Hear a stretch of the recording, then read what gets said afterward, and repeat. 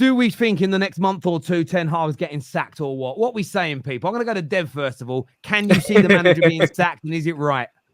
Oh, I knew you were going to come to me first as well. Can I just say it's not toxic positivity? I know where we're at. I just like to take a positive spin. There's a difference. But honestly, I think I kind of listened to what Gary Neville said. I think he said on the overlap recently, but he said it in post-coms after that shocker of a Liverpool game, realistically. But I think that Ineos aren't the type of people that are going to come into a club after they've worked with a guy for a few months and say, they're going to base it off a few performances. And last season, whether we like to admit it or not, there were certain things that most managers couldn't legislate for with the injuries that we did have.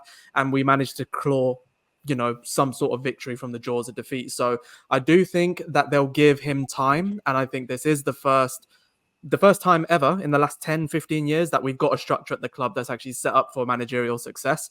I think they'll know from whatever kind of talks they had in the summer that in terms of getting someone who was as promising as what Ten Hag was at Ajax, the market's really not there. So I do think they've backed him this summer and they will give him time, because also you can't have as much of a shift in the transfer strategy as we've had this season without giving it time to bed in. It's frustrating for us because we've had to deal with the same manager and certain things that are happening, but the improvements, though slight, are starting to come through, and I think they're going to give it time before they start getting trigger happy with it. So no, I think it's not a great start to the season. It isn't, but I think they'll give him time, and I think he's earned that time. I think he's getting lined up, man. Was the question? The question was the next few months, or when I say next few months, I basically mean between sort of like now and the next international break, in and around that time. I think it would have to be a catastrophic collapse for us to let him go. Like catastrophic. And I'm not saying he will be here next year, because I don't think he will, because I don't think we'll have the season we'll need to keep him. But I'm looking at our fixture list, and we'd have to lose to like Southampton, Barnsley, Crystal Palace. Like, we're not losing to these teams. And if we do, then yeah, he's gone. Tottenham, I think we win that game. And then from there, you're like, everyone's happy. That's kind of like it's the cycle of our United fan bases. Everybody will be happy again and forget how things were. Then you go into Porto, Aston Villa, Brentford. Like, I just don't think there's enough losable games in the near future for us to be sacking him. And I think that's how he's being judged at the moment, or we wouldn't have kept him. I don't think I get a lot of people who are like, oh, style of play, blah, blah, blah, blah. But that clearly, if that was a problem, we would have got rid of him. We're judging him based on results. But that's... Sorry, KJ, I just need to ask this question because it's been brought up twice about keeping him. So, firstly, he's not got a new contract. It's been extended. That's an important fact here, right? So they've not gone and got a manager that they couldn't get, or their second, third, fourth, whatever choice, and then put them on a long-term deal, because what they're actually trying to do is get the wage deal back down, right? They're trying to sort the money, agreed? So they've given him an extension, which buys them time.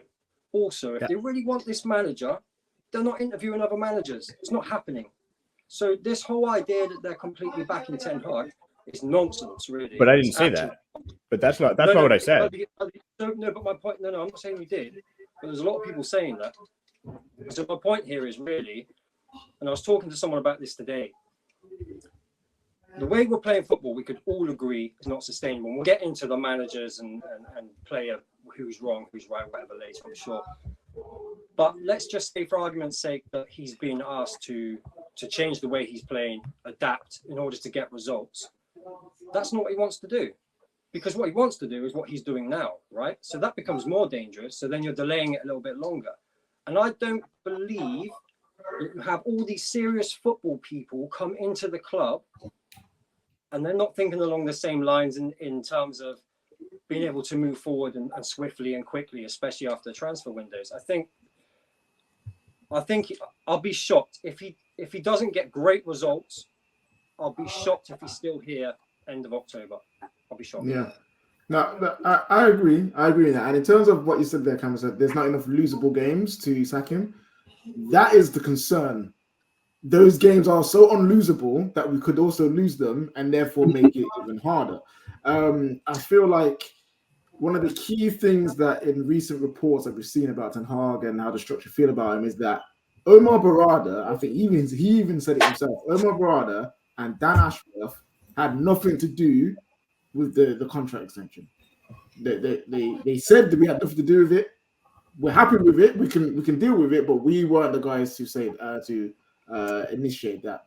Now, if that is true, and they're not the guys who have said this is our guy, like really and truly by giving him the contract, I personally feel like they are willing and ready when they believe it's best time to let him go. The moves to get in Ruud van Nistelrooy and Rene Hack, people can say it's coincidence.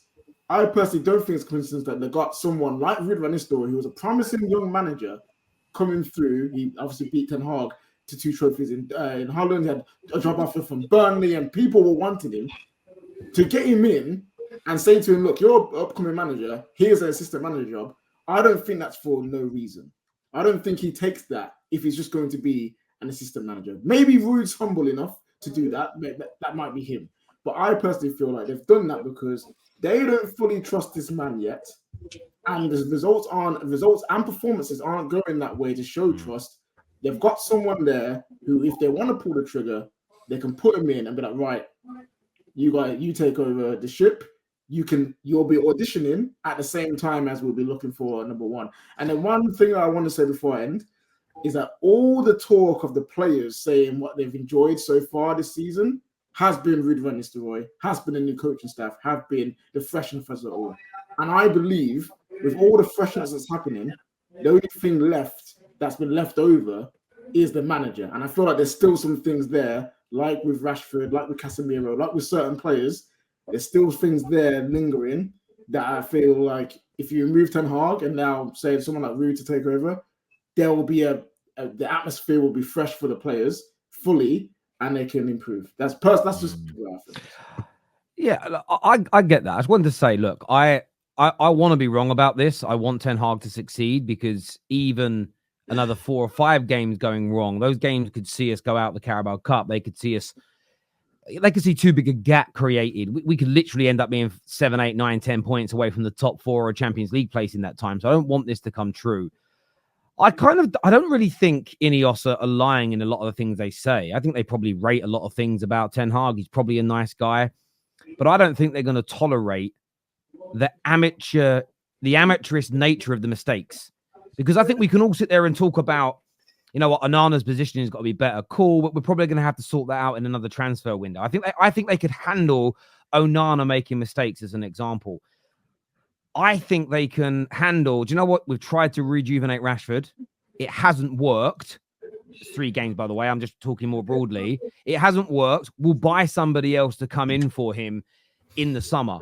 What I don't think they're going to tolerate is the gaps we saw in midfield in all of the games, especially against Liverpool, that echo the majority of last season, and the manager essentially saying, well, it's the players, it isn't me. Now, he may say that publicly. If they watch the training, if they look at the setup for the games, and then we go out against Southampton, and those holes are there, even if we win, but those holes are still there, they're just not being exploited because Southampton are not a very good football team at all. I think now having proper football people at the club, I just don't think they're going to tolerate it. I think performance and sustainability within performance is going to be every bit as much important as the wins. And I think Man United fans, we were in a different, and people always say, a lot of us on this panel would get called hypocrites for what I'm about to say. But I understood giving a manager time when we were trying to build the club's entire image on that manager. We're not doing that anymore. The manager doesn't need years to get his feet under the table to fix all the facets of the club. He's got one job now, and it's coach the first team. And if your strategy is being outdone by your opponents, you've got to change something. It doesn't mean change your philosophy. It maybe just mean change your formation. Drop a player. Maybe it's about taking Bruno out and having 2 players next to Casemiro, even though Ugarte might solve the problem. He's got to do something. If he continues to play the same way, becomes, is arrogant to it, he will lose his job. And I've got a feeling with some of the reports we're now seeing, especially the one from Jamie Jackson, who's normally very positive about Man United. He essentially just said, if Ineos aren't impressed, they're going to look to move him on. And I agree with KJ. They were interviewing managers in the summer. We believe, or we're told, they didn't find a better alternative to Ten Hag, and maybe that's true. But that definitely means they're not 100% sold on him in the first place. So I think he has to make dramatic improvements really quickly, or I think he'll be out the door by the next international break, if not. 100%. I think it's about he's not really properly adaptable. I feel like at least the first season, I was very excited when he first came. Became the Man United manager. He seemed a bit likable. Now, some of the comments, the way he moves, he irks me a little bit. I'm sorry. That's where I'm at this very moment. I don't know. I feel like he second guesses himself. He looks very unsure. You don't really see him on the actual line there. You know, sometimes he just kind of sits there and doesn't really look to know what he wants to do. And with kind of having the same favorites with the Rashi and Bruno. Of course, Bruno's your captain. I get it, 100%. But be a bit adaptable, Uncle Erik. Try to figure out something a little bit different. And also with Casemiro, kind of, yes, I don't know if he's maybe, I've kind of gone back and forth with Casemiro sometimes where after the Liverpool game, he annoyed the crap out of me. And I might have been very reactionary in saying he should be going. But then I'm like, I don't think it would necessarily be a bad thing that he still stays. But we should have gotten another midfielder regardless. That's just where I am. He's not Harry Potter, Sophia. What do you expect him to do? Exactly. Yeah, that was the comment for me when I first heard it. I read it because I read it on the stream. I thought, I thought it's going to be kind of sarcastic and funny. When I watched it, man was serious. The guy was like, and the thing is, I know some people hope it turns around and everything else. The people that are confusing me, and I don't know if you see that. I go, Sunshine, you're someone who's very positive about Man United when you need to be, and very criticizing when you need to. But there are some that almost want to pretend like the mistakes from the manager are not happening. The biggest red flag for me. Sorry. Go ahead. Go No, ahead. go for it, Tom. No, there's just one red flag. I was just going to say, because speaking of comments, because I'm always the one who's like, who cares what managers say? I will say when he got cooked by the journalists, that was the first time I've been like, all right, this is bad. That was the first time when it came to a manager's comments when he said, tell me the mistakes, and this dude lined him up, and his response was, I won trophies. I was like, now it's ugly.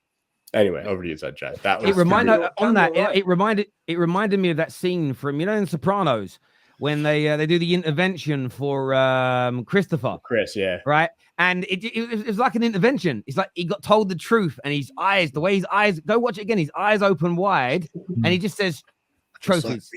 It's like, do you mean trophies? Sorry.